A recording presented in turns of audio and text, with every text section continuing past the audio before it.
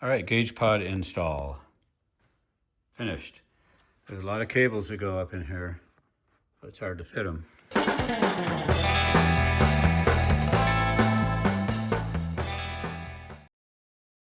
The idea from the owner is to use double back tape, so that worked so far on this.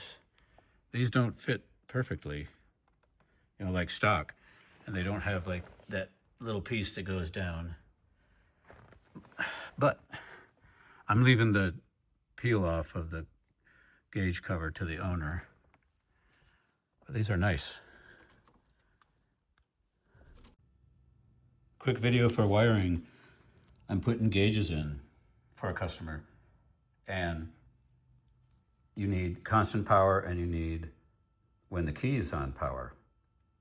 But you also need it, the gauges will momentarily turn off if you don't find a fuse that is hot in run and start when you crank it. And so these are the only fuses that you can tap off of, or I like to tap off of the back of the terminal, and so that it looks neat and factory. So either fuse number 11, 12, 13, 14, or 15. I can pick either one of them. Those are these.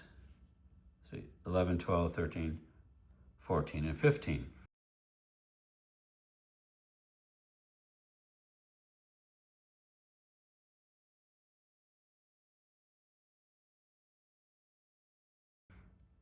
What I had picked was a spare one, this one, number 19, that is on, when you turn the key, it's 12 volts, and in run, but not at crank. So I populated that. Well, let me show you what the deal is. Let me show you what the deal is if you use one that isn't hot at the start position, or crank, or that's what the book is calling it, the start position. And this is what you get. I've pulled the fuel pump fuse. So, okay, you start it's on run. I mean, it's on start. Okay, so it's on, key on, but then when you crank, it loses its switched power. Watch. All right, and then it does a restart. So that's going to be annoying. Okay, here's what I like to do if I'm wiring something aftermarket. I don't like to tap in on the front side of any of these circuits. I like to find one of these blank ones. See where there's no fuse there? Well, you can put a terminal from behind. You can put one of those terminals right there, and now you'll have an extra power source. There's a few of them. There's one here. There's one there. Okay. Well, there's also one here. I populated this for the key on power for these gauges. Okay, y'all. Ever wonder how to take these pins out so you can get the wire and the terminal? Well, get up under there and reach up, and you have to pull out this holder thing, the thing that kind of retains the wires, and then you get the flat. It has to reach behind that.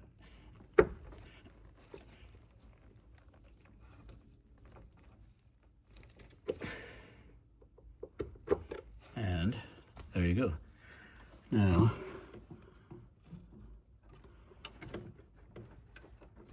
that gets I'll show you the pin. That's this wire.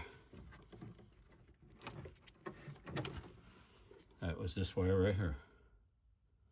And I'm going to move it over to a constant one I'm going to move over to this spot, because this whole row is hot when cranking also, and that'll keep the gauges from switching off when you're cranking and then back on when you're done cranking.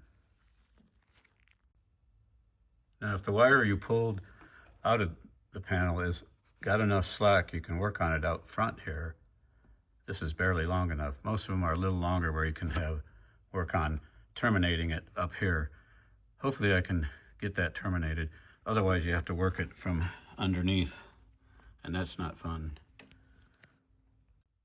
Okay, I was able to get it by using these to hold the wire out and crimping it over like this.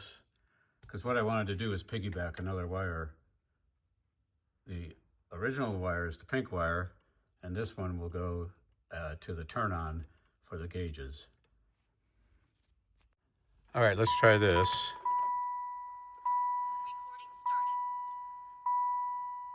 Okay, the gauges, you know, the key is on, but when it cranks, will they stay on? Yes.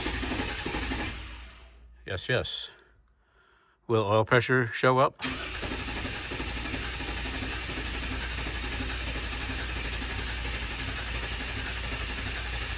Yep. See? Oh, that's cool.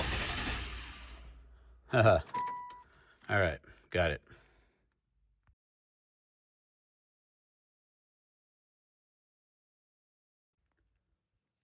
Hey gang, good info for you. Like if you're doing gauges, this is a constant and it's a blank spot.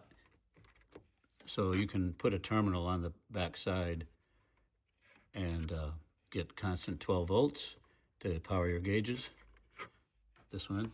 And then down here, this row is hot also when cranking. So this is a good auxiliary power.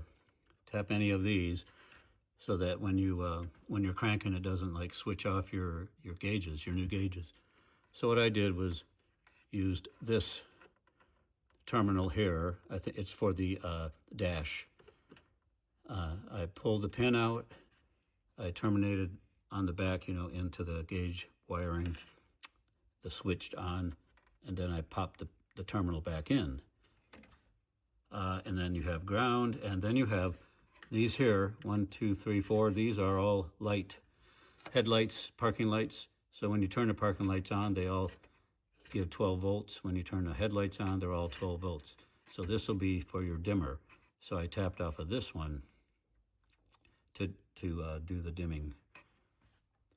And that's it. Carlo, I know Line Engines. Take care.